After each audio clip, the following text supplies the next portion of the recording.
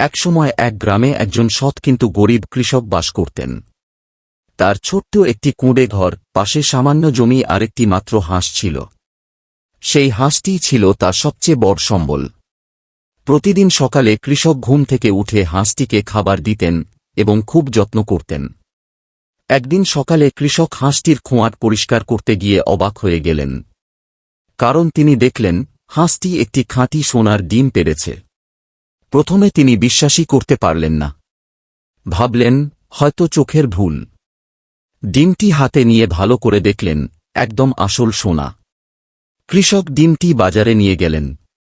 স্বর্ণকার পরীক্ষা করে বলল, এটা একদম খাঁটি সোনা। কৃষক সেই ডিম বিক্রি করে অনেক টাকা পেলেন। সেই টাকা দিয়ে তিনি খাবার, কাপড় কিনলেন এবং কিছু টাকা সঞ্চয়ও করলেন। এরপর প্রতিদিনই হাঁসটি একটি করে সোনার ডিম পাড়তে লাগল। ধীরে ধীরে কৃষক আর গরিব রইল না। সে নতুন ঘর বানাল, জমি কিনল, ভালো জীবনযাপন শুরু করল। গ্রামে সবাই তাকে সম্মান করতে লাগল। কিন্তু সময়ের সাথে সাথে কৃষকের মনে লোভ ঢুকে পড়ল। সে ভাবতে লাগল, হাঁসটি যদি প্রতিদিন একটি সোনার ডিম দিতে পারে, তবে নিশ্চয়ই এর পেটের ভেতরে অনেক সোনা আছে। যদি একবারেই সব সোনা পেয়ে যাই, তাহলে তো আমাকে আর অপেক্ষা করতে হবে না। লোভ তার বুদ্ধিকে ঢেকে ফেলল।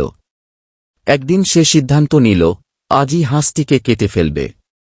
কোনো চিন্তা না করেই সে হাঁসটিকে জবাই করল এবং পেট চিরে দেখল। কিন্তু ভেতরে সে যা দেখল, তাতে সে হতভম্ব হয়ে গেল।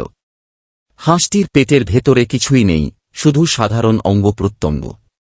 কৃষক তখন বুঝতে পারল সে কত বড় ভুল করেছে। লোভের কারণে সে শুধু হাঁসটিকেই নয়, নিজের নিয়মিত আয়ের পথও নষ্ট করে ফেলেছে। এখন আর কোনো সোনার ডিম পাওয়ার উপায় নেই। সে মাটিতে বসে কাঁদতে লাগল, কিন্তু তখন আর কিছু করার ছিল না।